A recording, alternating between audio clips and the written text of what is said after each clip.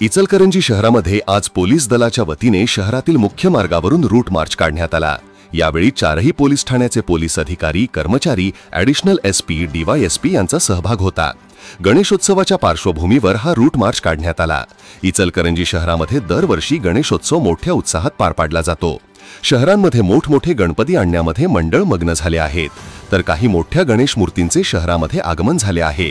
काही ठिकाणी आगमन सोहळाही पार पडला आहे। काहींनी पारंपरिक वाद्याच्या गजरात आपल्या लाडक्या बाप्पाचे स्वागतही केले आहे। याच अनुषंगाने शहरात कोणताही अनुचित प्रकार घडू नये यासाठी इचलकरंजी पोलीस दलाच्या वतीने शहरातील मुख्य मार्गावरून रूट मार्च काढण्यात आला। हा रूट मार्च छत्रपती शाहू पुतळा येथून सुरू करण्यात आला। तेथून शिवतीर्थ, जनता बँक चौक, महात्मा गांधी पुतळा चौक ते राजवाडा चौकापर्यंत हा रूट मार्च काढण्यात आला। आगामी सणांच्या पार्श्वभूमीवर दरवर्षी असा रूट मार्च काढला जातो। यावेळी चारही पोलीस ठाण्याचे प्रभारी पोलीस निरीक्षक, अधिकारी, कर्मचारी, होमगार्ड सामील होते। यावेळी एसआरपी पोलीस दल ही सामील झाले होते। शहराच्या मुख्यमार्गावरून हा रूट मार्च काढण्यात आला। नागरिकांना गणेशोत्सव उत्साहाने पार पाडावा, त्याला कोणतीही गालबोट लागू नये, तसेच उत्सव काळात शांतता राहावी यासाठी हा रूट मार्च काढण्यात आला होता। Hey there.